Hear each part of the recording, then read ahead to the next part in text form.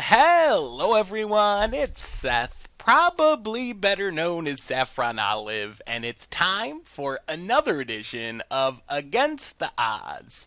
So last week we had a planeswalker tribal against the odds poll, and in the end it was our green planeswalker, Garruk, coming out on top. So this week we are heading to Modern to play a deck I'm calling Devoted to Garruk, and I'm actually super excited about this. Green devotion decks are kind of a thing in Modern. I mean, not a tier thing by any means, but they're a thing.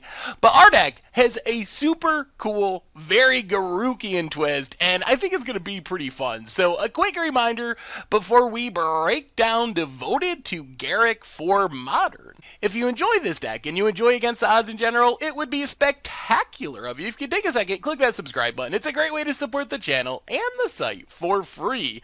So let's talk about our Garruks and to really understand what our deck's trying to do and how this combo, using combo a little loosely, as I'm known to do, but understand how our combo works, we gotta start by talking about the non-Garruk creatures. So most importantly, at the top of our list, we got a bunch of ramp. Arbor Elf, Utopia Sprawl, Birds of Paradise. So the thing about Garruks are, they're pretty expensive. There's no 3 mana Garruk. We're starting at 4 mana, then 5 mana, then 6 mana, then 7 mana. So being able to ramp into our Garruks a couple turns faster is really, really key. Modern is a fast format, and just playing 7 mana Garruk on turn 7, we're not going to live to turn 7 in that scenario, so we need to speed things up. So for this, Arbor Elf and Utopia Sprawl, just the best, fastest ramp package. In theory, we can play one of our 4 mana Garruks on turn 2. If we can go Arbor Elf on turn 1, Utopia Sprawl on turn 2, Birds of Paradise gives us some additional ramp, plus it lets us fix 4 black mana, which does let us cast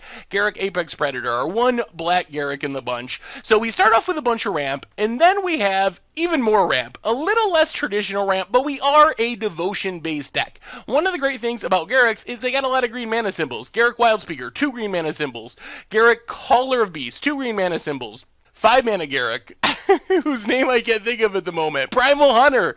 Garruk Primal Hunter has 3 green mana symbols. So the Garruks not only are good things to ramp into quickly, but then they actually add mana themselves with our Nykthos. So Wistful Selkie just draws us a card and puts 3 green mana symbols on the battlefield to help power up our Nykthos. Nykthos is our biggest way to just make tons of mana. If we can get a bunch of green things, including Garruks on the battlefield, we can easily have a Nykthos that's producing 5 mana, 10 mana in a turn, and then we can even do some tricks with our Garruk to keep untapping it to make even more mana. So this is kind of our secondary ramp package, or our big ramp package. Then we got to talk about our first Garruk. Garruk Wildspeaker lets us go really over the top with Nykthos. So if we can get Wistful Selkies down, get a bunch of other green things on the battlefield, even Arbor Elves and Birds of Paradise and Utopia Sprawls, Garruk Wildspeaker untapping our Nykthos lets us make just insane amounts of mana. We can easily make 20 mana in a turn with the help of Nykthos, Garruk Wildspeaker untapping it. So that's kind of purpose number 1 for Garruk Wildspeaker. It's our best Garruk to get down early,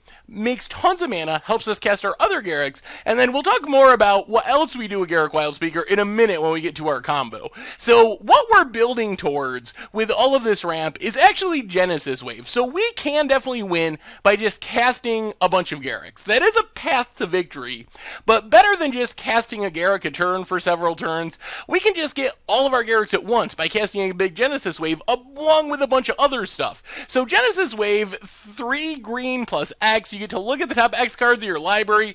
Everything that's not a permanent goes into the graveyard. Everything that is a permanent you can put on the battlefield. So if we can cast this like X7 or even more, sometimes we can cast this X30 and just put our entire deck into play. But if we can get up to 7, it hits any of the Garruks we hit. It hits more lands. It hits more ramp. Really, really, really powerful. So this is a way we just get a bunch of Garruks at once. If we don't have enough mana to do it all with one Genesis Wave, we can cast a smaller Genesis Wave, get some lands, get some Garruks, hopefully hit an Eternal Witness to get back Genesis Wave and run it back again. Sometimes in the same turn if we hit a Nykthos off of our Genesis Wave, along with like a Garruk Wildspeaker to untap some of our lands, or we just get back the Genesis Wave, run it back again the next turn thanks to Eternal Witness. So as far as the rest of our Garruks, these are the things that we're looking to Genesis Wave into. We have every Garruk that's ever been printed. Garruk Relentless, just makes a 2/2 wolf. It's fine. It can also be a removal Garruk. Sometimes we ramp into this on turn 2, shoot down a Noble Hierarch or something that comes down on turn 1. Can be pretty powerful there, but mostly just a token maker.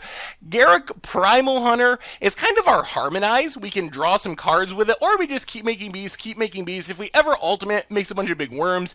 Garruk Caller of Beasts is probably the worst Garruk in our deck, although we do have one creature in specific that works really well with it, but we'll talk about that. It's kind of our backup plan. We'll talk about that in a minute. And then Garruk Apex Predator, the most expensive Garruk, makes a bunch of death-touching beast tokens, also gives us additional removal in the form of our Garruk.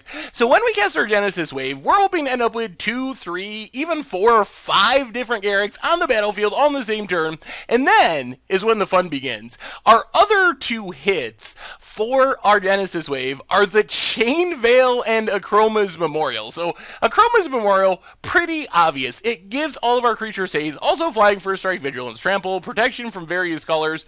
But the big deal here is Akroma's Memorial gives all of our creatures haste, so it allows us to win right away when we Genesis Wave for a ton, get all of our Garruks. The Chain Veil does a super cool trick. So Chain Veil does 2 things. As far as the combo, what we're trying to do is we cast that huge Genesis Wave, we get all of our Garruks, we can plus all of our Garruks, or 0, whatever the case may be, to make a bunch of tokens. 3/3 Beast, 3/3 Beast, 2/2 Wolf, 3/3 Beast with Death Touch.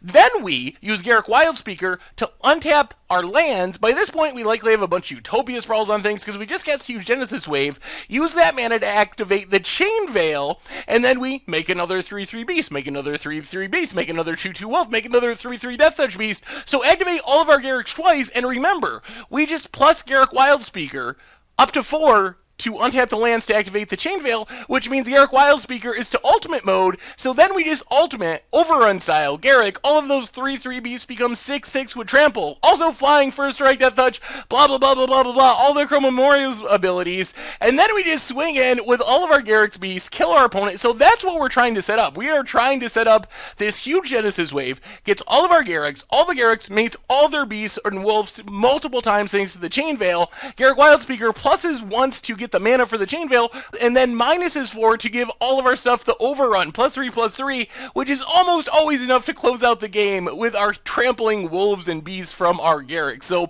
that's the primary plan. The other sweet thing about the Chain Veil is our deck makes a lot of mana, so if we don't have a Genesis Wave, we can just cast a bunch of Garruks, use Garruk Wildspeaker to untap enough mana that we can activate the Chain Veil, and activate all of our Garruks multiple times a turn, and that is actually pretty powerful. If we can be making 2, 3, 4, 5, 6 tokens with our Garruks each turn, and working towards the overrun with Garruk Wildspeaker, even without a Chroma's Memorial, even without Genesis Wave, we can just activate Garruks enough times with the help of the Chain Veil that we can win the game.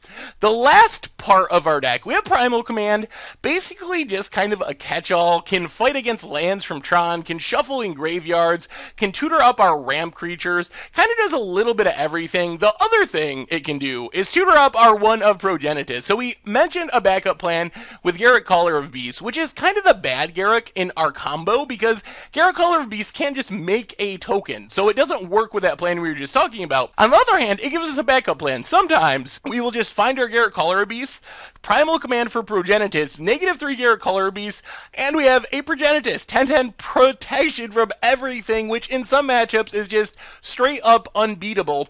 We can also plus Garruk Caller of Beasts to like draw some more Arbor Elves and stuff like that, but mostly that's a plan. Tutor up Progenitus with Primal Command, Garruk Caller of the Beasts, the Progenitus into play. It could even have Trample and Haste if we manage to have our Chroma's Memorial on the battlefield, but it's just another way we can randomly kind of luck into the win. We can cast a Garruk Caller of Beasts as quickly as like turn 3, maybe turn 4 pretty regularly, and if we happen to have our Progenitus, boom, it's just a way to win the game. As far as the mana base in our deck, we already talked about Nykthos, really important to making all that mana we need for our Genesis Waves. Otherwise, a couple of fetch lands to get our Overgrown Tomb. Black mana is basically just for Garruk Apex Predator if we need to hardcast it. Also some sideboard stuff, a bunch of forests. Speaking of the sideboard, Beseiju with Shelter's All is to force our Genesis Wave through counter spells. We don't want to tap out for like 20 mana, only to have our opponent Remand or Mana Leak or Cryptic Command our Genesis Genesis Wave, Besieger takes care of that. Thoughtseize, one of the benefits of having black mana, picks apart combo decks. Also, make sure the coast is clear, get rid of a counter spell or something, another way to force through our Genesis Waves and Garruks. Otherwise, we get some Graveyard Hate and Surgical and Scavenging Ooze. Scavenging Ooze also double duty with Thragtusk to gain life against aggro decks, so kind of does a little bit of everything. Fatal Push gives us some removal. Acidic Slime, blowing up artifacts, enchantments, also lands against Tron. Fracturing Gust, a catch-all against Affinity and Boggles. And that is Devoted to Garruk for Modern, and that's our Against the Odds deck for this week. So, is this going to work? I hope at least sometimes. I really love the idea of this combo.